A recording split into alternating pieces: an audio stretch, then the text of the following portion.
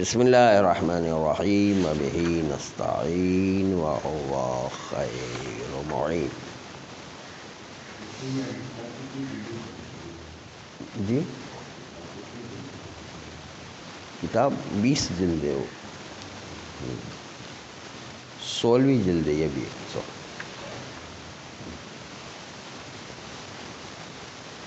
فرماتے ہیں کہ جب مسجد کو کھود کر یا خراب کر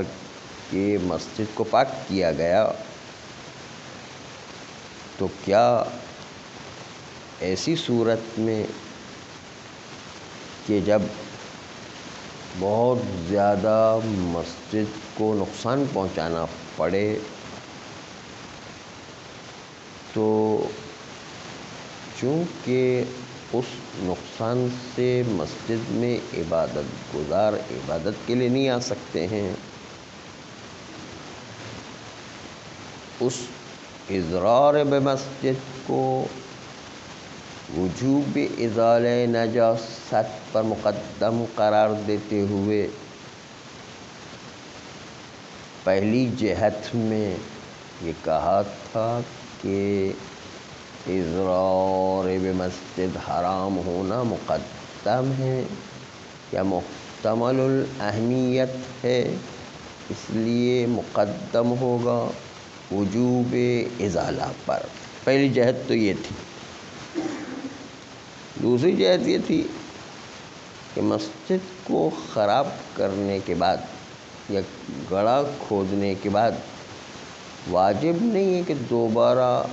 وہ آدمی جس نے اس کو پاک کرنے میں گڑھا کھودا ہے یا تخریب کیا ہے، دوبارہ اس کی ضمانت نہیں ہے کہ وہ دوبارہ اس کو بھرے یا خراب کو تعمیر کروائے۔ یہ جو واجب نہیں ہے اس میں اس مصلحت کو رکھتے ہوئے کہنا کہ چونکہ مسجد کی مصلحت میں اس نے کام کیا ہے یا وہ لوگ جو مسلمان اس میں عبادت کرنے کے لیے تھا ان کی مصلحت کے لیے کام کیا ہے، اس کی دلیل نہیں مانی جائے گی۔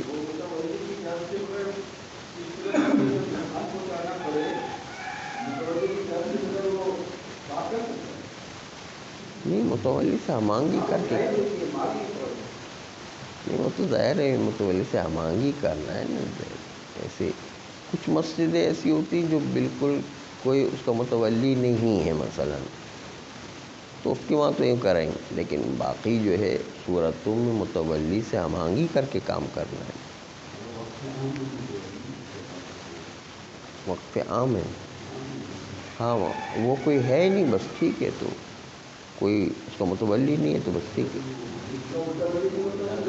لیکن وہ جو ہے نا، کیونکہ ابھی امور سنبھالے ہوئے ہیں نا، اس لیے ابھی ان کے ہاتھ میں، ابھی ان کے اختیار میں،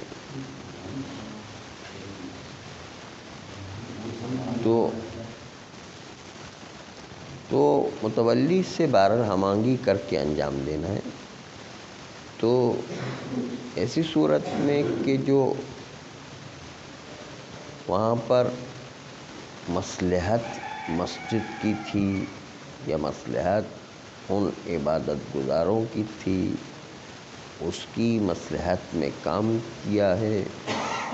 اس لیے اس پر احسان کے باب سے کوئی ذمہ داری نہیں بنتی ہے، یہ والی دلیل اس کو قبول نہیں کیا گیا، بلکہ یہ کہا گیا کہ یہ مسجد اس باب سے ہے کہ مالک نے اپنی زمین جس طرح غلام کو آزاد کر دیتا ہے اس طرح مسجد کو آزاد کر دیا ہے، مسجد اب کسی کی بھی نہیں رہی ہے، اس لیے اس مالک کے اوپر کوئی احسان نہیں کیا ہے۔ ہاں، مسجد اور عبادت گزاروں کے اوپر چونکہ وہ لوگ مالک تو نہیں ہیں، لیکن اس کے باوجود اس نے کوئی احسان والا کام کیا ہے، اس کی بنیاد پر یہ ضمانت نہ ہونا نہیں ہے، بلکہ ہمارے پاس دلیل دلالت کرتی ہے اس بات پر کہ جب کسی نے کوئی کام انجام دیا ہے اور ضمانت کے قابل ہے، جب تک کہ وہ ضمانت والی چیزیں ہیں تصرف کرنے سے ضامن ہوگا۔ یہاں پر اسباب اس کے کہ چونکہ خاص طور پر دلیل موجود ہے کہ یہاں پر ضمانت تخریب کرنے میں نہیں ہے، کیونکہ جو ہے یہاں پر مسجد کے سلسلے میں خاص روایات آئی ہیں کہ اگر کوئی اس طہارت کا کام انجام دیتا ہے تو اس پر ضمانت نہیں ہے، کوئی چیز نقصان ہو جائے تو۔ کل اس کی بحث گزر گئی، آج جہت سوم میں بات تھی کہ وہ شخص کہ جو پتھر یا ایک اینٹ اٹھا کر پاک کرنے کی ذمہ داری لیتا ہے تو پتھر کو دوبارہ لگا دیا جائے، اینٹ کو دوبارہ لگا دیا جائے، اس کا مطلب کیا ہے؟ پہلے یہ جو ہے ملاحظہ کیا جائے۔ اس کا مطلب یہ کہ آجر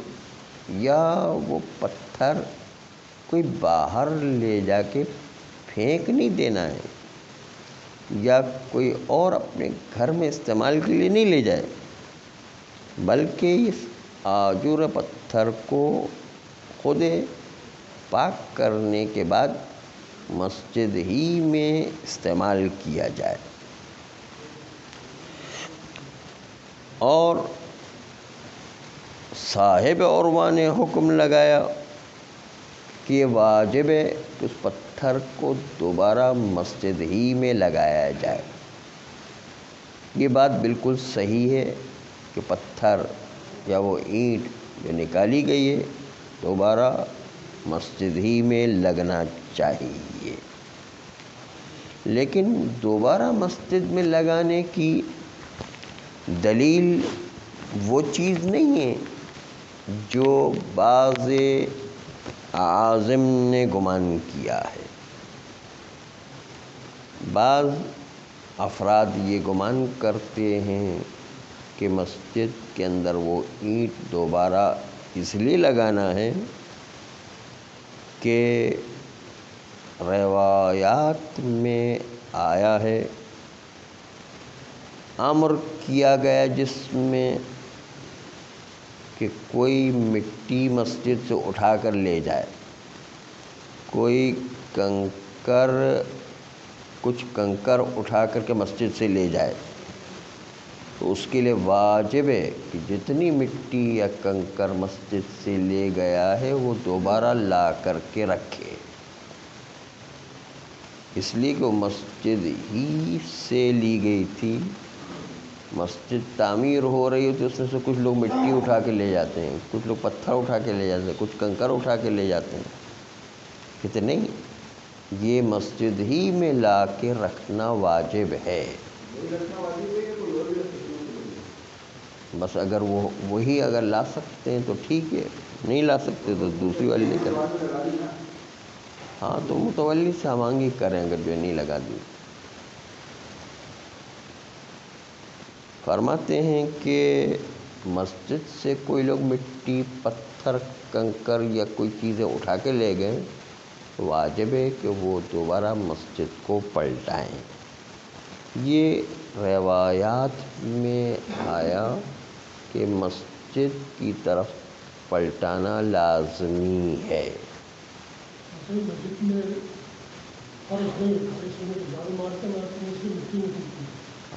وہ تو کچرا ہے، وہ کچرے میں کوئی مسئلہ نہیں۔ وہ جو مٹی جو تعمیرات کے لیے لاتے ہیں، کنکر تعمیرات کے لیے کراتے ہیں، پتھر تعمیر لوگ اٹھا کے لے جاتے ہیں نا کچھ ہاں کچرا جو ہے وہ ٹھیک ہے، کچرا جو ہے صفائی کرنا وہ ایک الگ بات ہے۔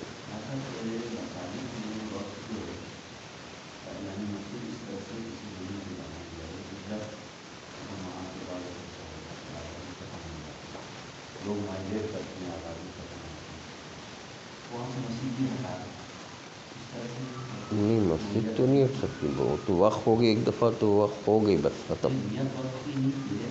اچھا وقف، ہاں پھر ٹھیک ہے، وقف کی نیت نہیں کی تو پھر ٹھیک ہے، پھر سے ہاں ٹھیک ہے، بہتر وہ ٹھیک ہے، وہ کوئی عرض نہیں، وقف کی نیت نہیں ہے تو کوئی بات نہیں۔ اس کی زمین، ہاں دور دیوار اگر چاہے تو لے جا سکتے ہیں، کوئی مسئلہ تھوڑی، اس میں سے نکال جو چاہے نکال، ہاں وقف نہیں ہے، اگر جو ہے وقف نہیں ہے تو پھر اس کی دیواریں بھی نکال سکتے ہیں، جس نے لگایا وہ نکال سکتا ہے، اس کی اپنی مرضی ہے۔ فرماتے ہیں کہ یہ جو روایات میں آیا ہے کہ مسجد کی مٹی واپس کریں، کنکر واپس کریں، پتھر واپس کریں، یہ والی روایات ہمارے مورد پر تطبیق نہیں کرتی ہیں، کہ جہاں پر ہم نے کہا آجر کو نکالنا پڑا پاک کرنے کے لیے، یا پتھر کو نکالنا پڑا پاک کرنے کے لیے، یا کچھ مٹی کو نکالنا پڑا پاک کرنے کے لیے، اس مورد میں اس پتھر کو نہیں لے جا سکتے، مٹی کو نہیں لے جا سکتے، اس پتھر کو، اس اینٹ کو نہیں لے جا سکتے ہیں۔ دونوں میں فرق ہے، اس لیے کہ وہ روایات کسی اور مورد کے لیے ہیں،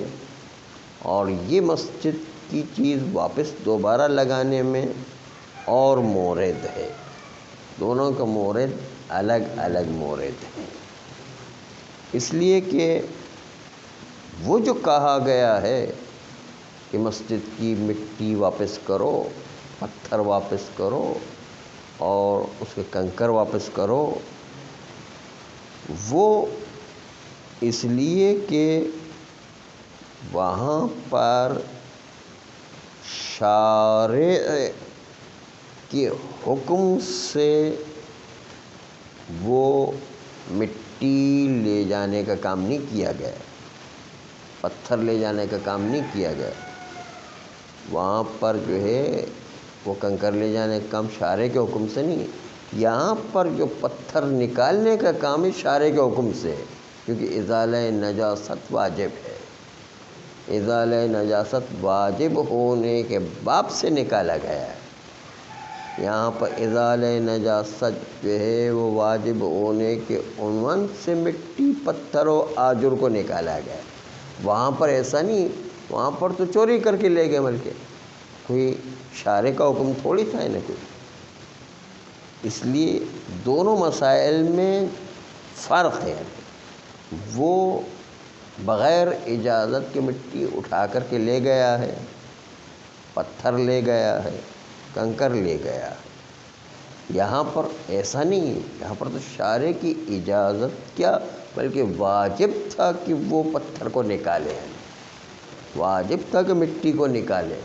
واجب تھا کہ کنکر کو نکالے، تاکہ جو ہے ازالہ نجاست کے وجوب کو انجام دے سکے۔ ہاں وجوب ہے وہ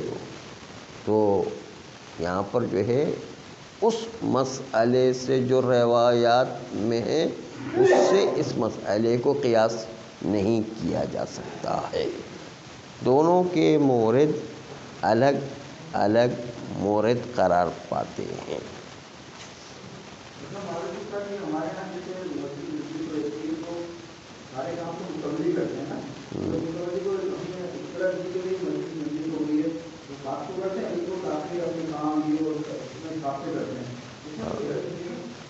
ہاں اگر وہ ہمیں تو اجازت نہیں دیں گے ظاہراً، کیونکہ وہ خود ہی کرتے ہیں، کیونکہ ہمیں اجازت دیں، کیونکہ بہت سارے سامان، پائپ لائن لانا، دوسرے اور چیزیں لانا، کپڑے کا انتظام کرنا، دوسرے اور پاک کرنے کی بہت ساری چیزیں چاہیے ہوتی ہیں، وہ فراہم کرنا خود ایک بہت ٹائم لیتا ہے، ان کے پاس تو مہیا ہوتا ہے، تو وہ لوگ ہم سے پھر بھی بہرحال جلدی وہ کر لیں گے، ہم کر لیں گے۔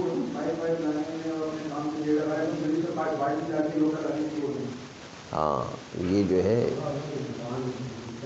بہرحال ان سے ہم آہنگی کرنا ہے، ہم آہنگی کے بغیر جو ہے وہ مسجد میں کام نہیں کرنا ہے۔ فرماتے ہیں کہ چونکہ یہ دو مسئلے الگ الگ مسئلے ہیں، اس لیے ایک مسئلے کو دوسرے مسئلے کے ساتھ نہ ملایا جائے، بس صرف اتنا ہے کہ وہ جو پتھر یا مٹی یا کنکر نکالے ہیں اس کو واپس اسی مسجد میں خرچ کرنا ہے،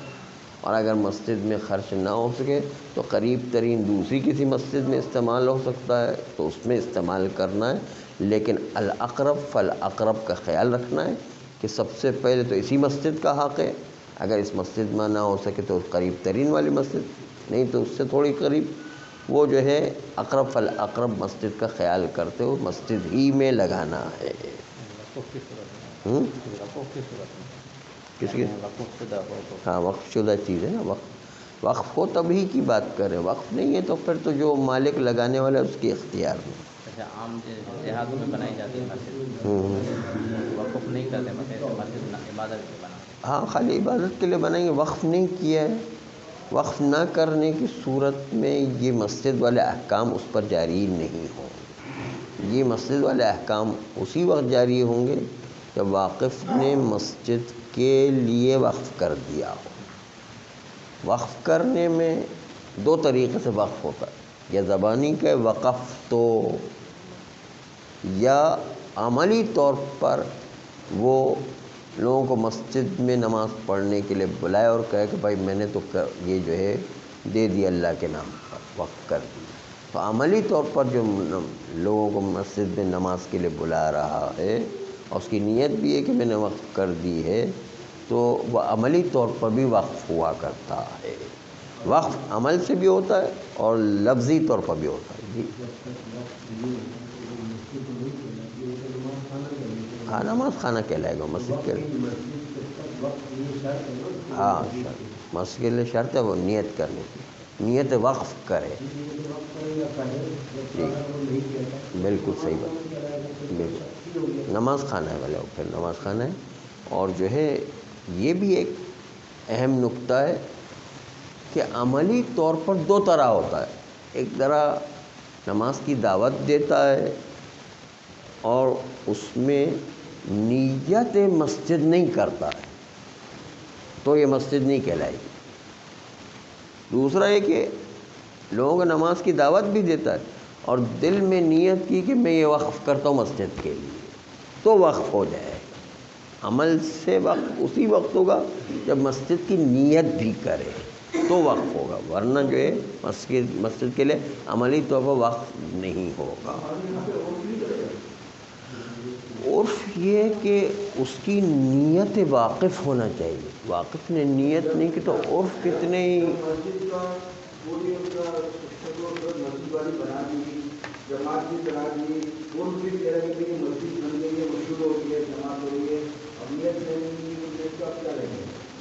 نیت نہیں کی اس نے، ٹھیک ہے اس کا اپنا مکان ہے جیسے چاہے بنائے،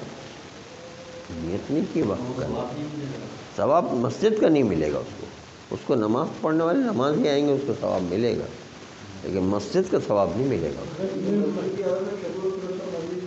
بنائے بھائی ملکیت اس کی ہے، جب ملکیت اس کی ہے تو اس کی نیت پر دار و مدار رکھتا ہے، اس کی نیت پر دار و مدار رکھتا ہے کہ مسجد ہے یا مسجد نہیں ہے، کیونکہ مالک وہ ہے، ہم عرف اس کے مالک نہیں ہیں، اس لیے جو ہے ملکیت میں عرف کوئی دخالت نہیں دے سکتا ہے۔ وہ جب تک کہ نیت نہیں کرے گا، اس کو پسند تھا مثلا ایسی نماز خانہ ایسا بنا ہے جو مسجد کی شکل میں ہو، مثلا نماز خانے کی نیت کی اس نے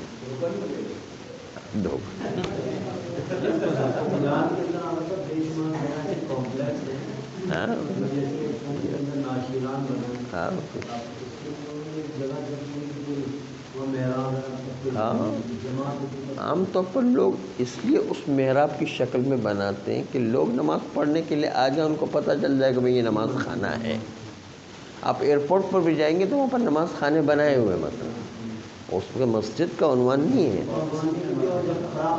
ہاں، یہی میں کہنے والا تھا کہ ہاں مسجد نہیں، وہاں پر بھی مسجدیں ہوتی ہیں، پیٹرول پمپ پر مسجدیں ہوتی ہیں۔ نہیں، پیٹرول پمپ میں بھی مسجدیں ہوتی ہیں۔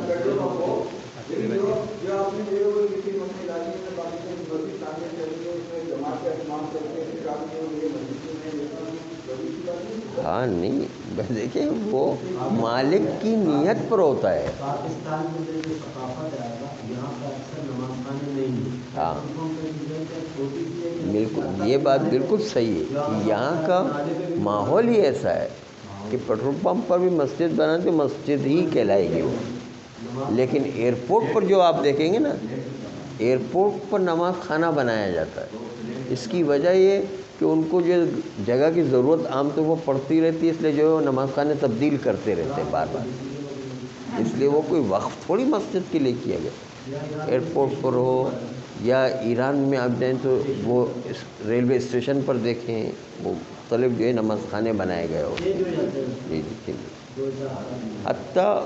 بعض مدرسوں میں بھی ہم نے دیکھا کہ وہ نماز خانہ بنایا جاتا ہے، مسجد بھی بناتے ہیں، کیونکہ طالب علم آ کے وہاں پر سوتے ہیں، کبھی مجرم ہو جاتے ہیں، کبھی کچھ اور مسئلہ پیش آ جاتا ہے، اس لیے بار بار جو ہے وہ مسائل پیش آ جانے کی اس کو جو ہے نماز خانہ بناتے ہیں، مسجد نہیں بناتے، مصلحتیں ہوتی ہیں کچھ نہیں۔ ہاں ہاں،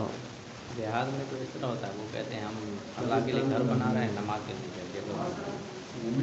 مسجد کی نیت نہیں کرتے اس میں، وہ تو یہی کہتے ہیں مسجد بنا رہے ہیں، اللہ کا گھر بنا رہے ہیں، نماز پڑھ رہے ہیں۔ مسجد کی نیت کی ہے تو پھر تو ہوگا، اللہ کا گھر کا مطلب یہ ہے کہ جو ہے اس کی نیت، کیا پتا کہ وہ نیت کرنی پڑتی ہے نہیں کرنی۔ بس وہ مسجد کی نیت ہو گئی نا، بس اللہ کا گھر بنانے کا مطلب یہ کہ مسجد کی نیت کی۔ ہاں ہاں ہاں، کوئی ضروری نہیں، نماز خانے کے لیے کوئی مسجد ہونا ضروری نہیں ہے اصل میں۔ اب ایران میں جو ہے زیادہ تر نماز ہوتی ہے کہاں پر، وہاں بڑے بڑے جو ہے میدان ہے، اس میں نماز ہو رہی ہوتی ہے۔ نماز جو ہے تہران جو ہوتی ہے، بہت بڑی ایک میدان ہے، اس کے اندر ہوتی ہے۔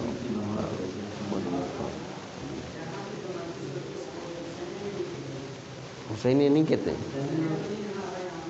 ہاں یہ حسینیہ تو نہیں ہے،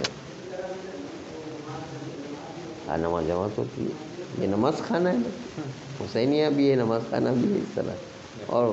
پڑھنے کا ہال بھی ہے، ہاں مختلف کاموں میں استعمال ہوتا ہے۔ تو شکل و صورت، اچھا ایک دوسری بات یہ ہے کہ کئی دفعہ ہم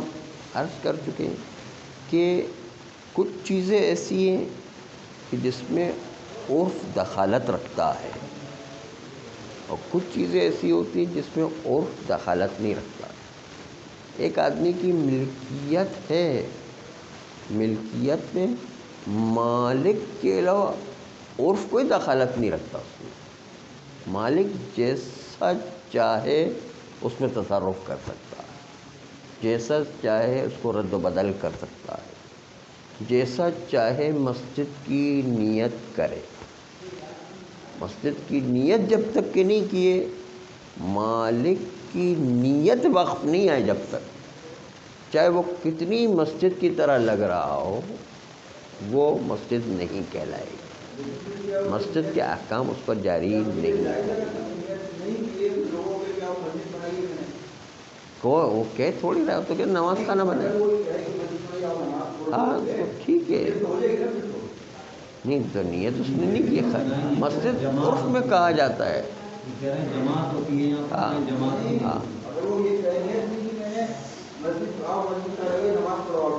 لوگ اس کو مسجد کہتے ہیں نا، اس کی مناسبت سے وہ کہتا ہے، وَإِلَّا حقیقت میں اس نے مسجد کی نیت کی ہی نہیں ہے، اس نے کافی ہے۔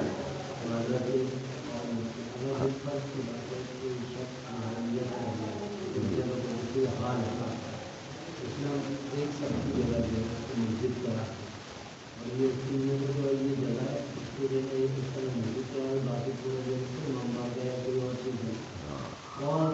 ان کے وہ جو تعمیر نہیں کرا سکتے امام کا تھا جب یہ مسئلہ پیش ہے کہ امام کا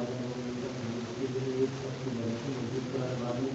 چندہ جمع ہوگا جو تعمیر کریں اب وہ چندہ جمع نہیں ہوا ہے کوئی بات تو وہ جگہ جو ہے وہ زمین جو ہے مسجد کی رہے گی، اتنی جگہ مسجد کی رہے گی اگر وقف کر دیے مالک نے۔ زمین وقف نہیں کیے لیکن کسی سے اس کو بنانے کے لیے مسجد کے نام کے پیسے لے کے بنا لیتا ہے پھر بھی وہ نیت نہیں کر رہے ہیں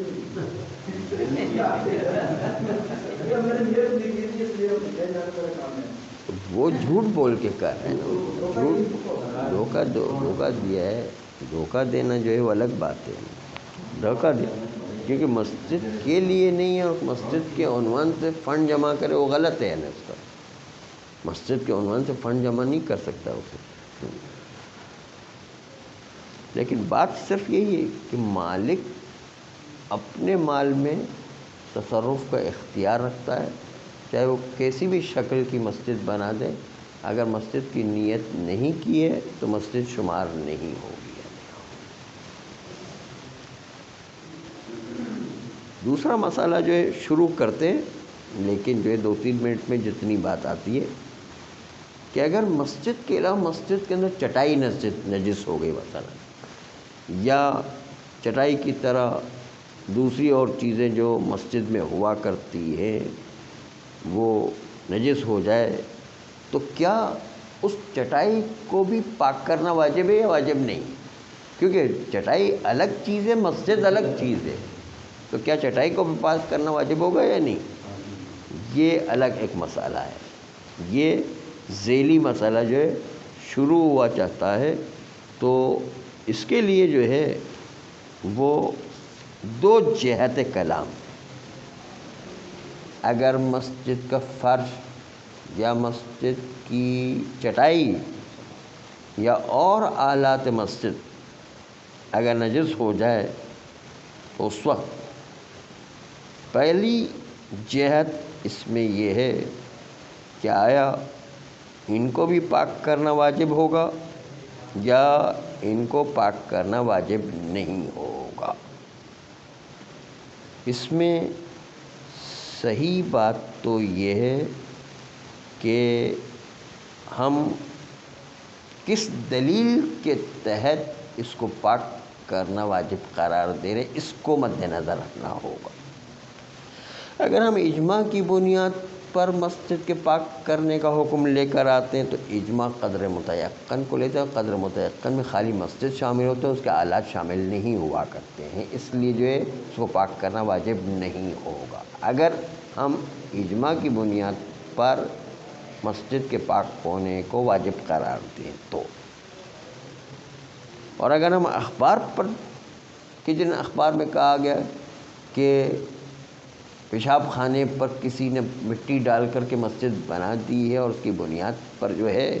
وہاں پر ان کو پاک کرنا لازم تھا، اس بنیاد پر چٹائی کو بھی پاک کرنا لازم ہو، تو وہ روایات چٹائی کو پاک کرنے کو پھر بھی ثابت نہیں کر سکتی، کیونکہ وہاں پر جو پیشاب خانے پر مٹی ڈال دی گئی ہے وہ خود مسجد کا حصہ ہو گیا،